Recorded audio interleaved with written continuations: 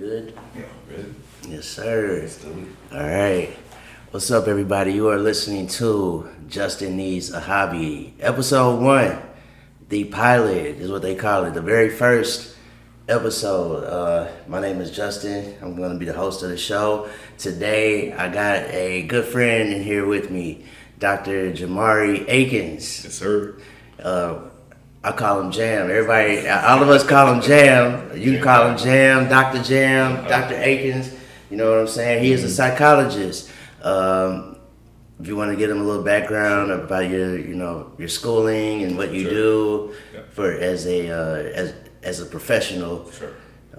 Like you said, I'm a psychologist, so I did about 10 years of school, 4 years of undergrad. I went to TCU up in Fort Worth for undergrad, where I got my bachelor's in psychology. And then I went to LSU for my Ph.D. So it was 5 years of school there. I've done a lot of moving around over the past few years. I was in Nebraska for about 3 years, working with kids between the ages of like 6 to 18. And then about a year or so ago, I moved back here to Dallas, where I'm in private practice working with probably like 13 to 30-year-olds. So a quite broad range of ages. Yeah. So, I work with a broad range of issues.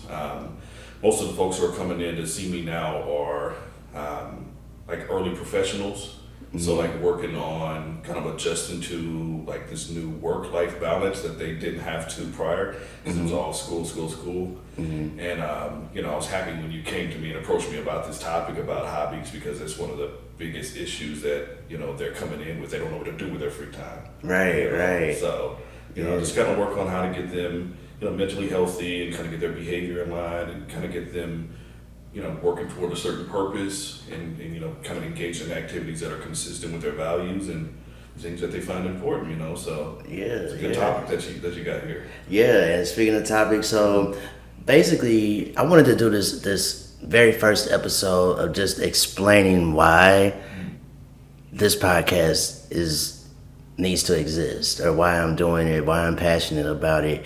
And you kind of touched on it. Is like a lot of adults, we don't know what to do with our free time. Right. You know what I mean? And we have been conditioned, in my opinion, to just work, raise our kids.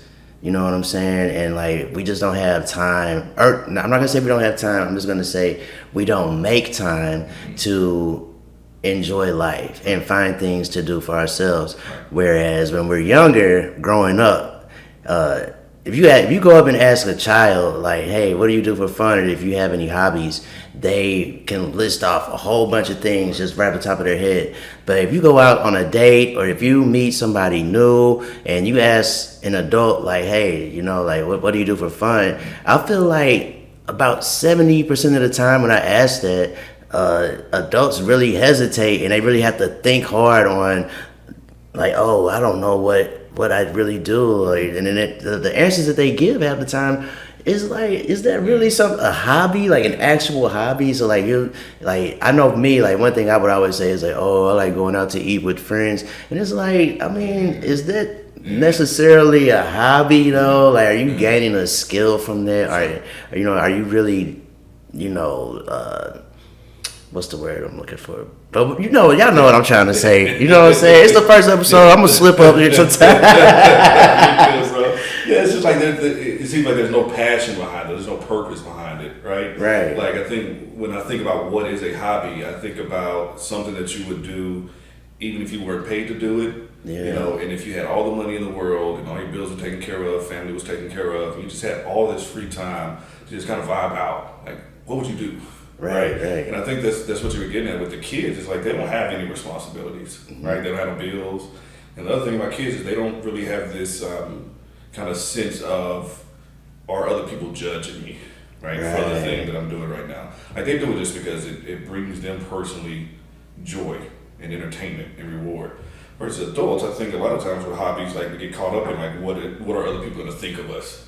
When I do this hobby, right? Like, am I supposed to do this because of, if I'm a man, do men do this, or do black people do this, right? And kids, they just really don't care. Right? They don't give a fuck about They don't care about people judging me for the things that I do. So, I think a lot of people, once they get older, and once they start to grow, and once they start to realize that, hey, other people could potentially judge me, and that could impact how, you know, the larger population views me, they start to like shut down those hobbies because they don't want, you know, the judgment. You know,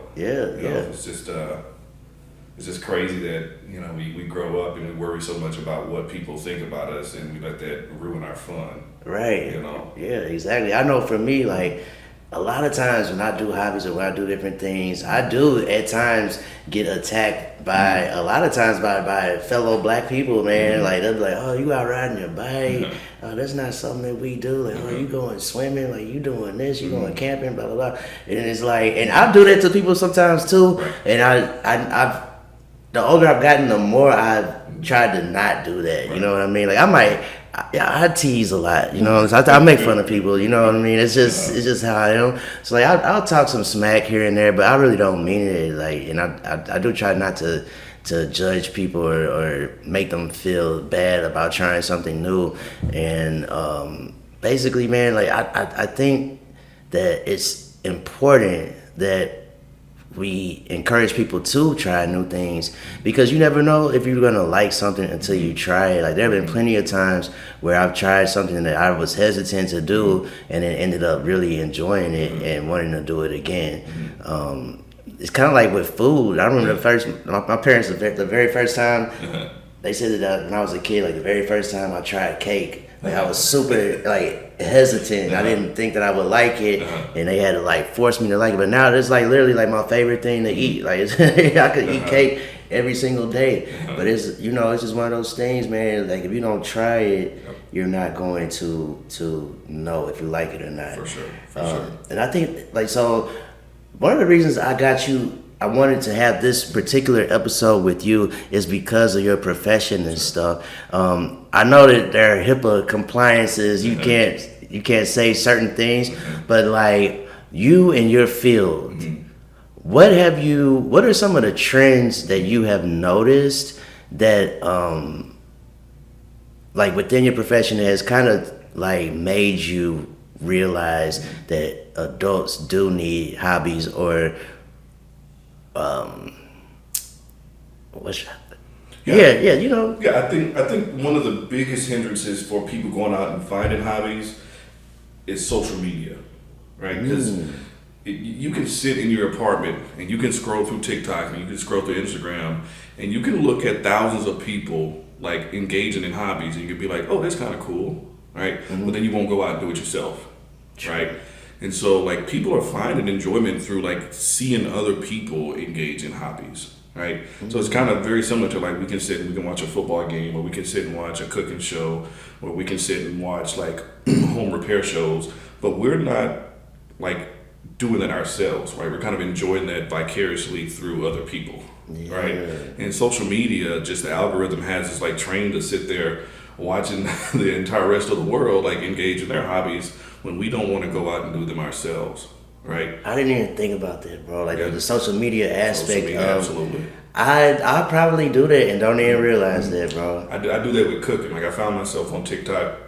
Like, the algorithm has picked up that I like those kind of quick cooking videos, right? So they'll just feed me those videos, like one video after another, and I'm just like, oh, that's kind of cool. They look cool. Like, I like the sight sounds of it, and then like I'll turn over and order some Uber Eats. Yeah. Right? I'm just like, why don't I like get up and just do that myself, right? Because like in grad school, I really enjoyed the process of cooking and meal prepping and like having all of these like random ingredients come together to make this really beautiful dish, right? But somewhere along the way, like I just kind of got, kind of taken away from that, and so like that's one of the things that I'm trying to rediscover myself, is this passion for cooking and like having this finished product that you can take a picture of and post and be like, hey, I did this, I put this together, But I think for the larger population, social media has kind of trained us to like stay in our houses, stay in our little comfort zone, and watch everybody else enjoy life, and we're just kind of enjoying it vicariously through them, right?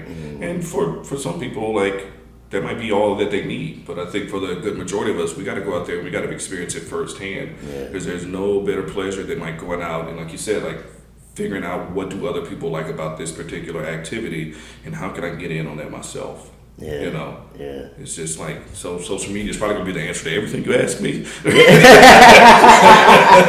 hey, I mean, that is like a huge part of our lives now. It's been pushed upon us. Like, you basically at this point have to have social media to even enjoy certain things. Like, I got the Oculus virtual reality thing. Like, you have to have a Facebook account to get in there in that in the metaverse. Right. So it's like it's being pushed on us. But yeah, man, and you brought something up that I definitely wanted to touch on.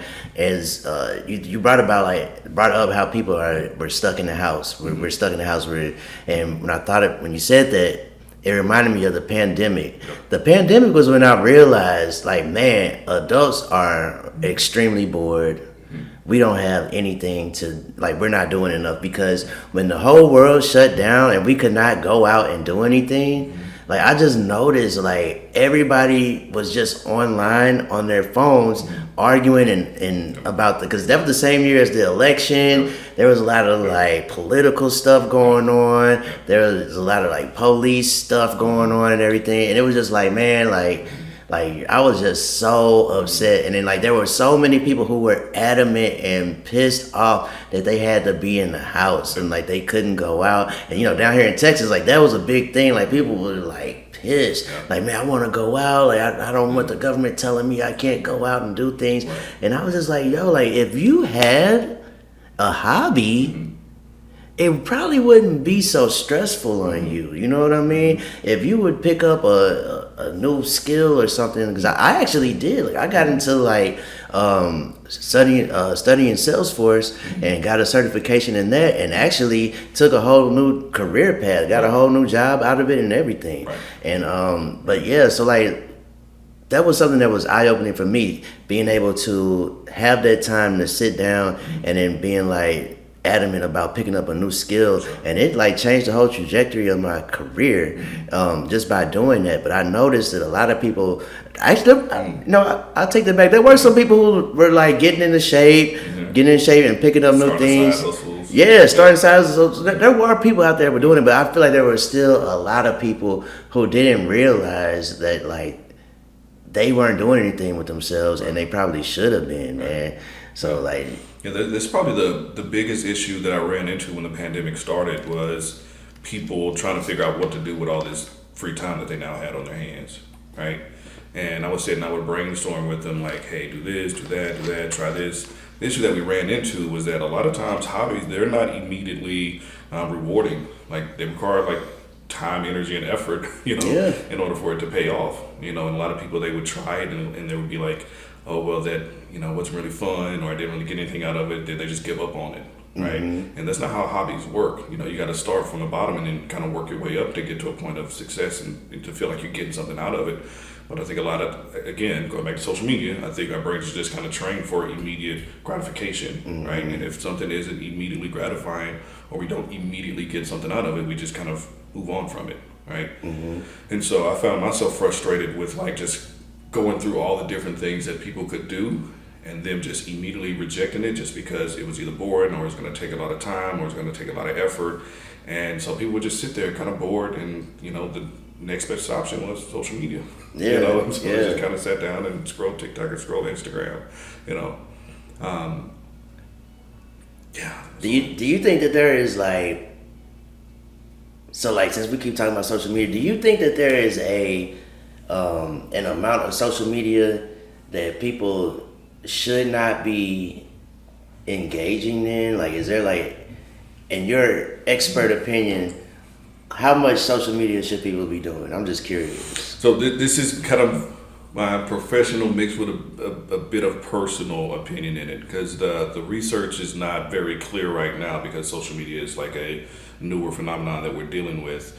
I think the general recommendation is no more than like 2 hours a day for most people. But I think it varies from person to person. And I think it really does depend on kind of like what you're working toward, which is how can you balance it out with real life hobbies and activities, right? Like if you can manage 3 or 4 hours and then still go out and like do fun, enjoyable things without having to like be looking at your phone, then you're probably okay, right? In psychology, what we look for is like how much does a thing get in the way of you living your life and living an enjoyable life. That's when we consider it like a disorder, where we consider it something that's problematic, right? Like if somebody is sad, like all of us get sad occasionally, but it's like when it gets to the point to where you're not hanging out with your friends, you're falling behind at work, like financially you're doing bad. Like when it starts to get in the way of life, that's when we consider it problematic, right? And so we apply the same concept as social media. It's like when it gets in the way, when you feel like you can't do anything else outside of social media, you can't find enjoyment in anything else outside of social media, that's when it becomes a problem, right? A few years ago, the DSM, which is the Diagnostic and Statistical Manual, which is like how we diagnose like mental disorders, it introduced gaming addiction, right? And so it's focused specifically on folks who are addicted to video games. Now, I think that it's going to be expanded to social media and just screen time in general, but the criteria for gaming addiction aligns almost one for one with the definition of substance addiction. Wow. Right? So the same criteria that we use to diagnose somebody who's addicted to alcohol, marijuana, opiates, or whatever, it's the same criteria that we use to diagnose somebody who's addicted to video games. Really? Yeah. That's crazy. Yeah. So like people gonna be like a crackhead, but for NBA Live. I mean, basically, yeah. That's wild. Basically, yeah. Because I mean, we can get into like the biochemical stuff behind it and the dopamine that it produces, but essentially what's happening is you have an activity that produces a pleasure chemical in your brain. There's only something, this is very watered down, very basic kind of explanation of it, but like if your brain's like producing too much of it, like over time, like you need more and more and more and more and more to get that same feeling, right? It's like when you have your first drink, like you feel good. Then, after a while, 6 or 7 months or so, like you need to have more and more of alcohol in order to get that same kind of feeling, right? And the same process happens with video games. So the thing about our brain is that it doesn't know the difference between a video game and marijuana. All it knows is that this body is doing something that is pleasurable, right? And so the same process kind of goes on when the person's engaged in a video game and when they're, smoking weed or drinking alcohol, right? So the same risk of addiction applies to video games and social media as any other substance, right? And so like how much is too much? The same question as like how much alcohol is too much for one person, right? It varies. Yeah, right? It varies on how frequent you use, how much you use, right? So it just kind of depends. I don't think that this is probably a controversial hot take. I think that it should be like social media time should be regulated with kids. Really, yeah. Yeah, I think the brains are still developing. Like this front part of the brain, the frontal lobe, that's responsible for planning, organization, time management. Like that doesn't fully develop until we're 25, right? Really? Until 25. Later in guys, right? We're 27, 28 before we. Oh yeah. What? Yeah, 27, 28. So wait, our brain's not fully developed until we are in our late 20s? That's wild. I did not know that. Yeah, and it's later in guys, we're 27, 28-ish before. And like the rest of the brain is like, okay, most of it is formed, but this front part of the brain, again, which is like, it's what's called our executive functioning skills. So planning, organization, time management, that part of the brain develops a little bit later. And so with kids, like they're still like forming their personality and kind of that part of the brain is still trying to develop itself. And then if you introduce this thing, social media, something like TikTok, which is like messing with everybody's attention span, I'm just kind of concerned about like how, generation, whatever it is under the millennials, Generation X, Z? Generation Yeah, I think it's Z, Z. Generation Z, like when they hit 25, 26, just what their attention span is going to be like. That's crazy, yeah, bro. If you think about like adults being isolated during the pandemic, like there were younger kids, 2 and 3 year olds who were at home, parents were, working from home, their siblings were working from home, and they were basically being babysat by an iPad, right? Yeah. And so 2 years of like not even like interacting with people socially, not being able to work out those skills, and their only experience with life was through a screen. It's crazy to think about. That is, you know. bro. You got It's me crazy to scared, think bro, about. for the future, bro. Like I said, I think it should just be regulated, and I think like if we continue to push efforts like this hobby podcast, like I think we will be okay. But the issue that we constantly run into is like when a person tries to kind of disconnect from their phone or disconnect from social media, the real world is boring. That's the issue, and all of us hate boredom, right? That's when I push for mindfulness, when I push for meditation. Like it's hard for people to really buy into it because it's boring. Like you don't get that constant stimulation, right? And so when people are trying out new hobbies, it's not going to produce the same amount of stimulation or enjoyment as social media is, because right now we're just kind of trained to respond to social media. But if you have the perseverance and if you are really bought into it, over time that hobby is going to bring just as much, if not more, pleasure than social media does. But it's just that first little step, first time getting out there, that's the struggle for most folks. Yeah, man. Dude, yeah, that was a great rundown on social media, bro. Like that's huge, man. Let's talk about like time management in regards to hobbies, because I feel like the timing is a huge cop out for adults. Like we always say, "Oh, I don't have time." So we all work like this 9 to 5 for the most part. I know some people work different hours and stuff, and then we also got to within that 24-hour day span, we also have to fit in the time that we sleep. We try to get, let's say people get 8 hours of sleep, so it just leaves us a few hours in between, like that 5 p.m. to that, let's say you go to bed at 10 p.m. It's just like that 5 hours. You also have to fit in some time to eat, spend time with your significant other or your children, your family, or whoever. So what are your thoughts on time management when it comes to hobbies?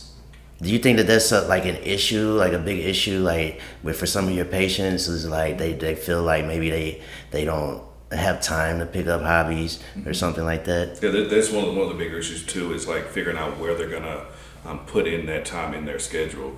And I think for a lot of people, they overestimate like how long or how often they have to do a hobby in order to become proficient in it, right? A lot of people come in wanting to like introduce this new thing into their schedule every single day. For a lot of folks, that's overwhelming. Yeah. And the other thing that's going to happen is you're just going to get burned out on that hobby, and you're going to do it for a week, and then the next week you're going to be like, oh, well, I already put in a week's worth of effort. Like, what's the use of doing it this week, right? And so, like, starting with small baby steps, like a couple times a week, for maybe only 20 or 30 minutes, right? And just commit to that, and then just be consistent in that schedule. And then over time, like once your schedule becomes like where you need it to be, then you start like upping the amount of times or the frequency, right?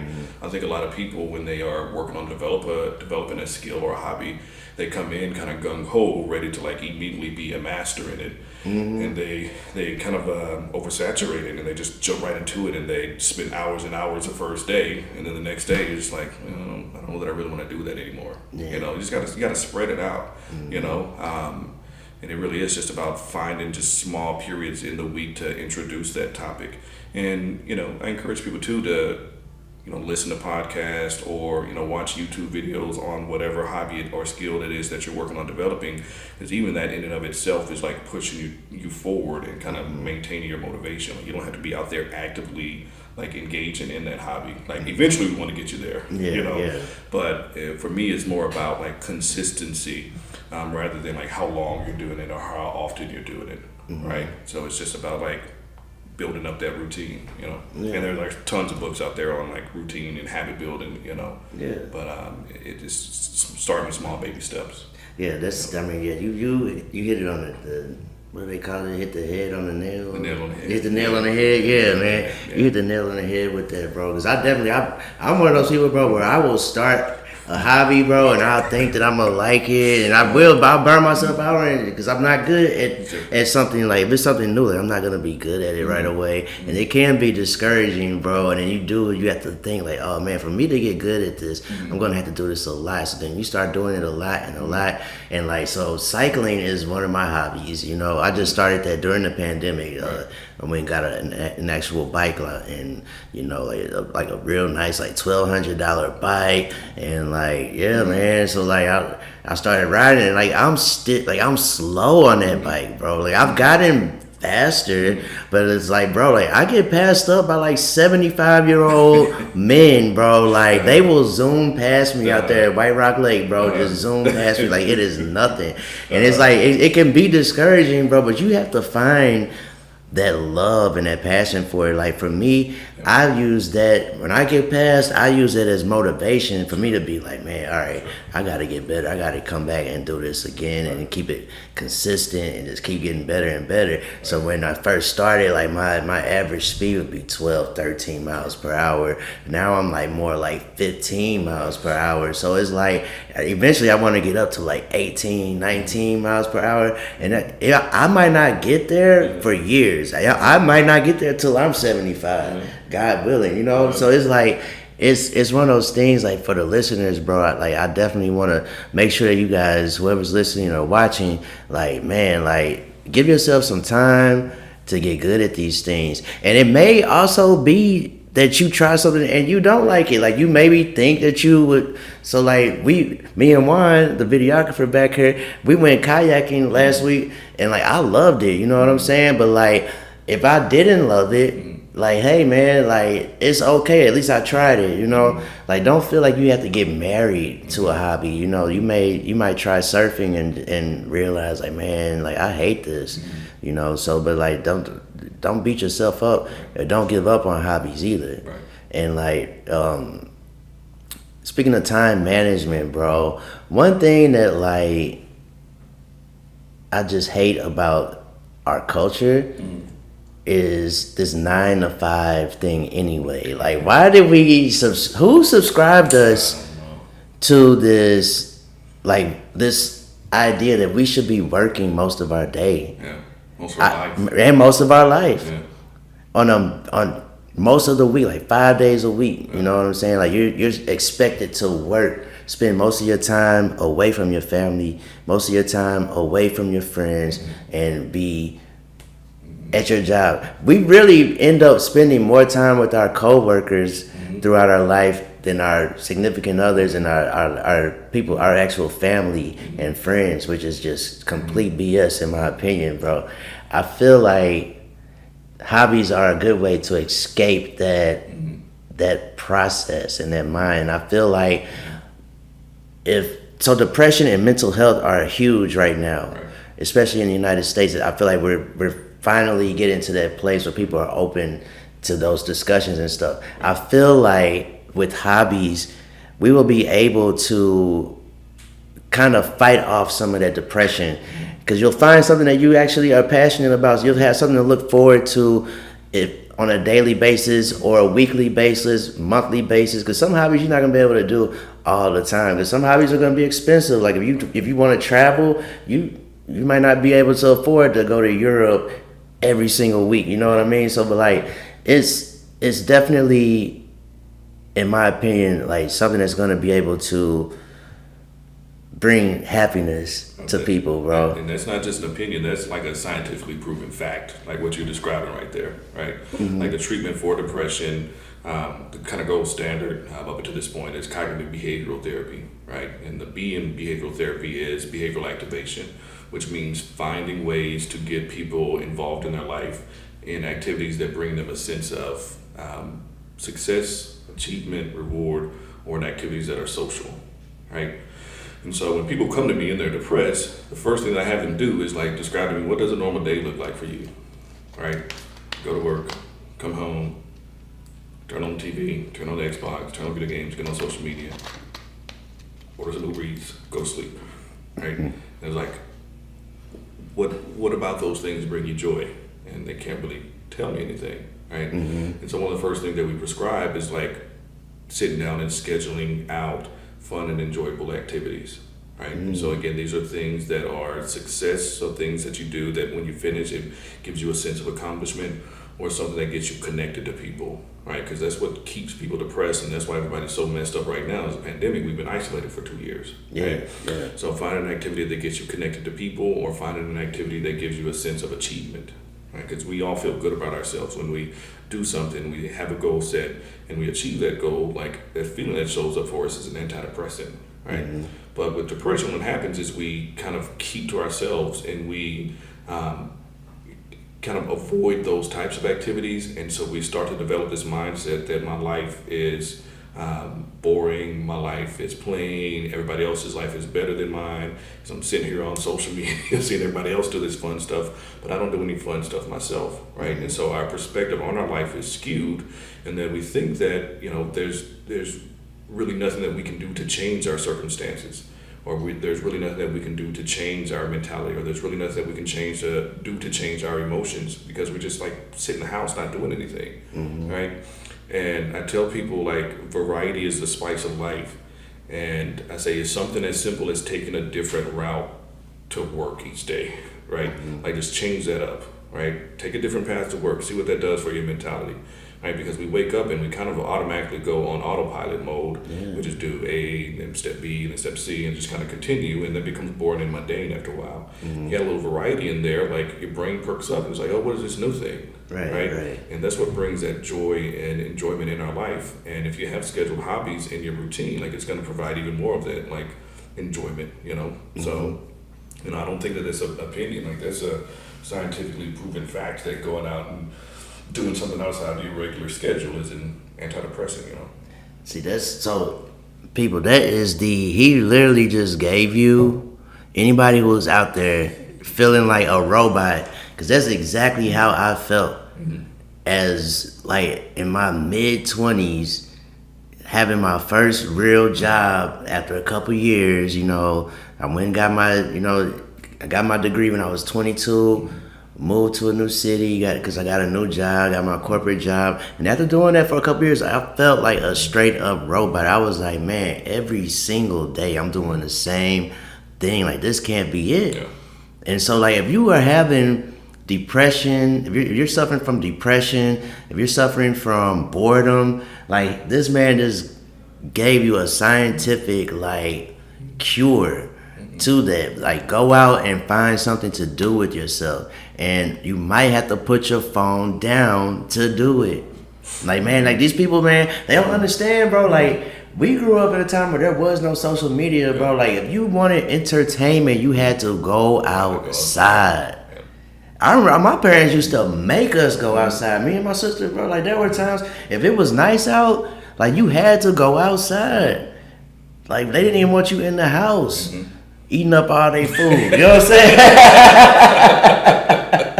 Eating up all their food. You found a way to, like, entertain yourself. And my favorite thing to reflect on is, like, when I was a kid, just, like, making up random games. Right, like, you just go outside with your neighborhood friends, and, like, you just made up games, right? Exactly. And that shit was the funnest time that you would ever have out there. It was just like shooting the shit and just like random bullshit games, you know. Getting dirty, make mud pies. Right.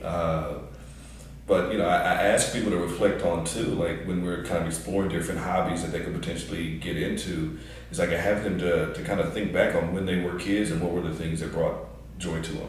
Right, and finding, like, the adult version of that, right? The example that I give all the time is, like, it's not a hobby, but, like, think about, like, when I was younger, I really liked Lunchables, right? Okay. It's gonna make sense, I promise. Okay. I just really love Lunchables, right? But as an adult, like, if I showed up with a Lunchable, people would be like, bro, what are you doing, right? But if I show up with, like, one of those, like, fancy charcuterie board things, right?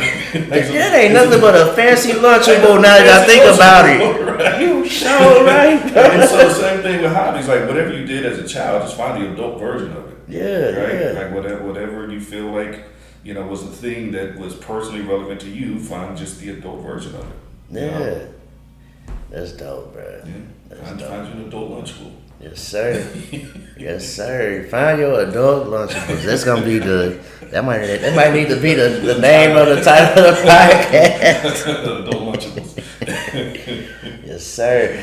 Yo, so something I'm doing for, like, every time I have a guest on here, or I'm trying to do, is I want to get them a gift. Whether I want it to be either something that's going to introduce them to a new hobby or something that's going to like supplement their current hobby or whatever. I know you have hobbies. You have a plenty of hobbies. Like tell the people some of your hobbies first of all, because you do a lot. Like he does do a lot. Like tell them some of the stuff you do. So I'm really into music, as you know. Yeah. So like I collect vinyl. I'm learning guitar. I make beats. I'm into working out. Jameson, my dog, you might not tell, but he is like well trained most of the time, and so I try to. That's cap, bro. That is cap. Don't get on my podcast and not like that, bro. This dude dog is wild, okay? Wild. With me as an audience, like his trainers go another level. So doing some dog training. I don't know that I've even revealed this to y'all, but like I try to do like some painting and drawing, right? Okay. I'm trying to introduce just yoga into my weekly routine. Okay. I try to do some mindfulness meditation. I try to do a little bit of everything, I try to hit on, the mind, body, and soul aspect of it just to be, well-rounded. Yeah, that's cool, bro. Yeah, man, of many things, bro. Like this is a doctor that has many patients, and he's able to do all of that. So, like, you guys, if he can balance his life and be able to do all of that, like, you guys can pick up one thing and throw it into your routine at least once a week. Mm-hmm. But yeah, back to what I was saying, bro. Like, I wanted to just give you a gift, bro, and thank you for being on the podcast. A little something, man. Yeah. Show them what it is, bro. 100 hikes of a lifetime. So I like it. my dude right here went on a vacation recently to Colorado. I saw, and you were out there hiking and stuff, and I figured you probably got the travel bug now, and so you get some. I love it. You get some. You do a little reading, or some sightseeing. Maybe you see something in there to make you want to go. You know what I'm saying? Travel somewhere new. Absolutely. No, I love that. I appreciate that, bro. Yeah, for sure. I appreciate you coming on here, bro. How can people? I know you're working on a lot of stuff. How can people find you? If you want people to find you, if you want to shout out anybody, if you want to like shout out, plug whatever you're working on or whatever. How can people find you? Maybe some people might want you to be their new therapist or psychologist or something. So just put it out there. Any info? Well, the easiest way would probably be on Instagram. My handle is just Jamarri Aikins, JamarriAikins. Nothing fancy. Or you can shoot me an email directly, JamarriAikins@gmail.com. I'm currently in private practice here in Dallas. So if you're in the Dallas area and you're wanting to come in, feel free to reach out to me. Like, you can Google me and find me easily. Like, I'm just one of those names where, like, you Google me, you're going to find me, right? So if you're looking for a therapist, feel free to give us a call. Working on a podcast myself, still trying to, get all of my guests lined up. I'm going to kind of similar to what you're doing here, like exploring the psychological kind of aspects of just living in general. Right. Okay. And so we'll probably have kind of a music kind of flair to it. So hopefully one of these days I'll be releasing it and have you on there as a guest as well. Hey, I'm down. Can kind of give your hobby take on it. So when that's fully released and everything, I'll make sure to let you know. Yeah, for sure, man. Hey, Juan, bro, you got anything you want to say, bro? I don't. You don't? You good? You just chilling in the cut? Okay. One of the coolest, smoothest dude ever, bro. Yeah. I like it. No, this is cool. I appreciate you. Yeah, bro. Yeah, absolutely, bro. You always drop gems all the time. I was telling Juan yesterday, like man, once you meet Jam, bro, he's a good dude to have around you because he always makes you think. You know what I'm saying? He could just ask something simple as why, and you be like, dang, you know what? I don't even know. Like, why do I think that? Or why did I do that? Yeah, man, it's always fun talking to you, bro.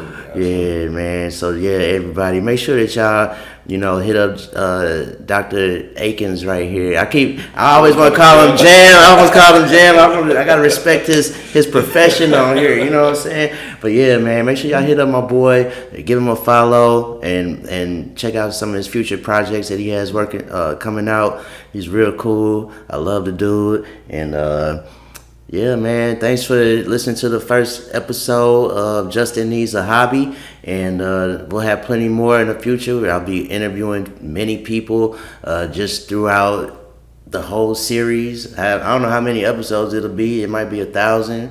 It might be 50. I don't know, but we'll figure it out. But everybody who comes on will have some type of hobby, and hopefully it'll introduce you to something new and maybe flare some type of